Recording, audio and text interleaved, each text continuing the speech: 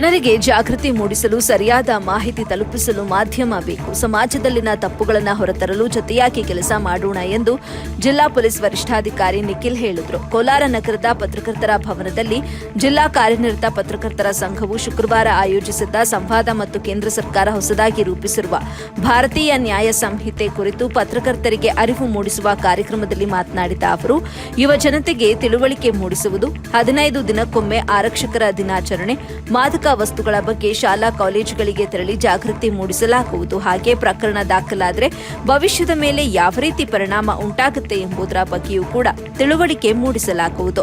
ಇನ್ನು ಪ್ರಾಥಮಿಕ ಶಾಲಾ ಮಕ್ಕಳನ್ನ ಠಾಣೆಗೆ ಕರೆಸಿ ತೆರೆದ ಮನೆ ಕಾರ್ಯಕ್ರಮ ನಡೆಸುವ ಮೂಲಕ ಅರಿವು ಮೂಡಿಸಲಾಗುವುದು ಅಂತ ತಿಳಿಸಿದ್ರು. ಇನ್ನು ಅಧ್ಯಕ್ಷತೆ ವಹಿಸಿದ್ದ ಜಿಲ್ಲಾ ಕಾರ್ಯನಿರತ ಪತ್ರಕರ್ತರ ಸಂಘದ ಅಧ್ಯಕ್ಷ ಬಿವಿ ಗೋಪಿನಾಥ್ ಮಾತನಾಡಿ, ಡಿಸಿ, ಸಿಇಒ, ಎಸ್ಪಿ ಆಡಳಿತ ಆಧಾರ ಸ್ತಂಭಗಳು. ಭಾರತೀಯ ನ್ಯಾಯ ಸಂಹಿತೆ ಬಗ್ಗೆ ಪ್ರತಿಯೊಬ್ಬರಿಗೂ ಗೊತ್ತಿರಬೇಕು. ಪತ್ರಕರ್ತರು ಹಾಗೂ ಪೊಲೀಸರ ನಡುವೆ ಉತ್ತಮ ಬಾಂಧವ್ಯ ಇರಲಿ. ಪ್ರೆಸ್ ಸ್ಟಿಕ್ಕರ್ ಕೊಡಿ, ಆದರೆ ಇದರ ಬಗ್ಗೆ ದುರ್ಬಳಕೆ ಬೇಡ. ಪತ್ರಕರ್ತರಲ್ಲದ ಕೆಲವರು ಪ್ರೆಸ್ ಸ್ಟಿಕ್ಕರ್ ಅನ್ನ ಅಂಟಿಸಿಕೊಂಡಿರ್ತಾರೆ. ಇದರ ಬಗ್ಗೆ ಗಮನ ವಹಿಸಬೇಕು ಅಂತ ತಿಳಿಸಿದ್ರು.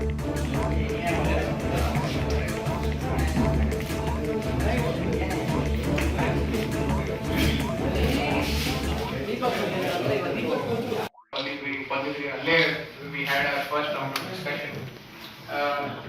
Tadantara kuda or many of you have been calling me, many of you have been taking information. So firstly, adar bagge I want to express my nanige eshtu khushi agide, my happiness, because the open relationship between the police and the press.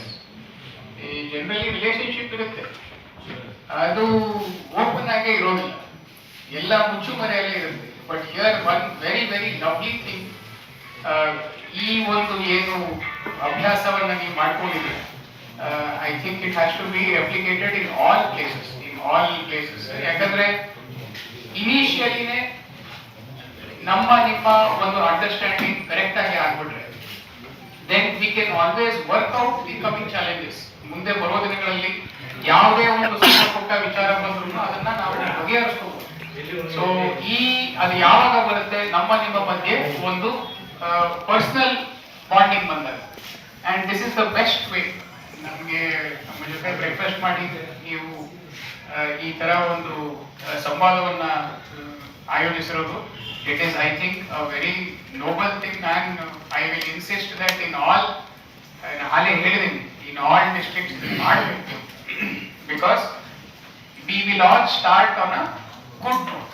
ಒಳ್ಳೆಯ ಒಂದು ಶುಭ